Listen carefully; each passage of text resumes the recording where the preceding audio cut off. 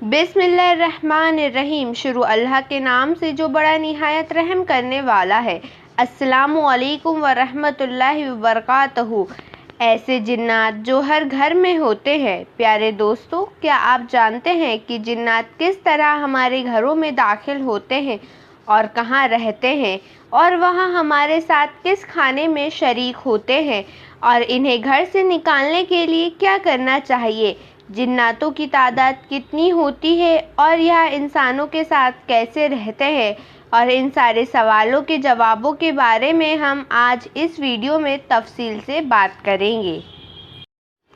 हज़रत इब्ने उमर रज़ी अल्लाह ताला अन्हा फरमाते हैं कि चौथी ज़मीन के ऊपर और तीसरी ज़मीन के नीचे इस कदर जिन्नात रहते हैं कि अगर वह तुम्हारे सामने ज़मीन और आसमान के बीच आ जाए तो उनकी तादाद की वजह से तुम्हें सूरज की रोशनी तक दिखाई ना देगी, यानी हर तरफ अंधेरा हो जाए।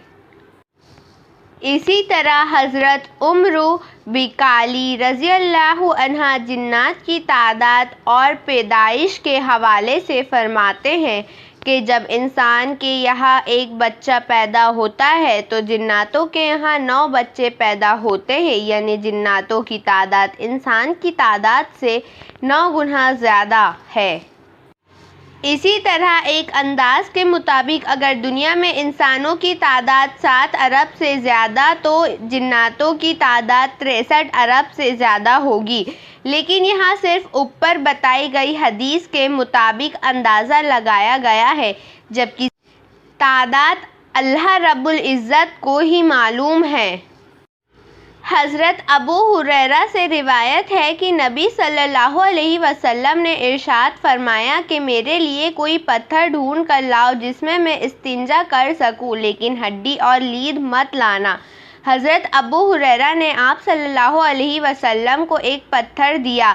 फिर जब आप इस्तिंजा से फारिग हुए तो मैंने अर्ज़ किया कि या रसूलल्लाह, आपने हड्डी और लीद से मना क्यों फरमाया? तो नबी सल्लल्लाहु अलैहि वसल्लम ने इरशाद फरमाया कि हड्डी और लीद जिन्नातों की खुराक है, यानी ग़िज़ा, और फरमाया मेरे पास हड्डी निस्बाइन जिन्नों का एक गिरोह आया था। उन्होंने मुझसे खुराक मांगी तो मैंने अल्लाह पाक से दुआ की, या अल्लाह, जिस भी हड्डी और लीद के पास से गुज़रे इस पर अपनी ग़िज़ा मौजूद पाए। यानी बुखारी शरीफ की हदीस से साबित है कि हड्डी और लीद जिन्नातों की पसंदीदा खुराकों में से एक है। नज़हतुल कारी जिल्द 7 में है कि जिन्नात जिस भी हड्डी को लेते हैं उस पर गोश्त आ जाता है, और लीद गोबर लेते हैं वह उनके लिए दाना या फल बन जाता है। गोबर तो नापाक है, तो इसका खाना जायज़ कैसे है? वह इसलिए कि माहियत बदलने से नापाक चीज़ भी पाक हो जाती है। जिन्नात हड्डियों और लीद के अलावा भी कई चीज़ खाते हैं, जैसे कि हज़रत उमर रज़ी अल्लाह अन्हा ने उस अंसारी शख्स से पूछा था जो जिन्नातों के चंगुल से बचकर भाग आया था, बताओ जिन्नातों की ग़िज़ाएँ क्या है?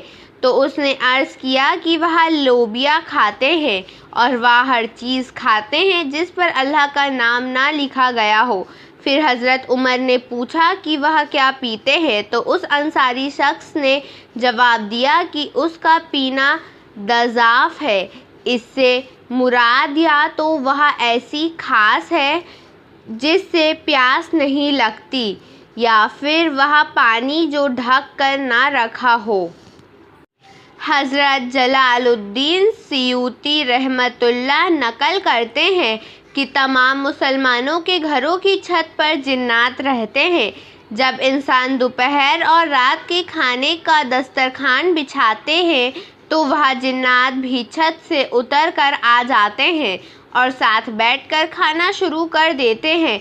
वह इन्हीं के ज़रिए अल्लाह रब्बुल इज़्ज़त शरीर बुरे जिन्नातों को घर से भगा देते हैं। यानी ना सिर्फ जिन्नात घर में आबाद होते हैं बल्कि इंसानों के साथ खाना भी खाते हैं, और घरों में मौजूद इन नेक जिन्नातों की वजह से शरीर बुरे जिन्नात घर से दूर रहते हैं।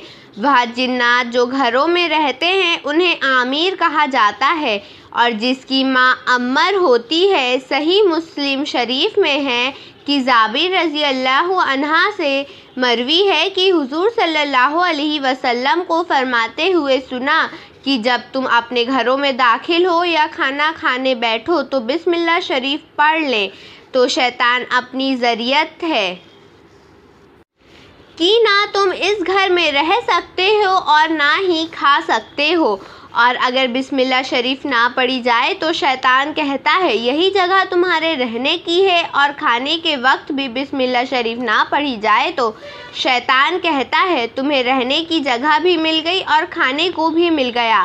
نیک جناتوں کے بارے میں تو ہم نے بتا دیا کہ وہ مسلمان کے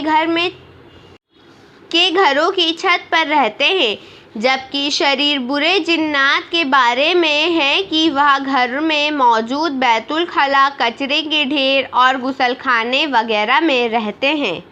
یہی وجہ ہے کہ نبی صلی اللہ علیہ وسلم نے ارشاد فرمایا کہ اگر تم میں سے کوئی بیت الخلاء جائے تو دعا پڑھ لیا کرے۔ اللہ پاک ہم سب کو نبی صلی اللہ علیہ وسلم کی سنتوں پر چلنے کی توفیق دے۔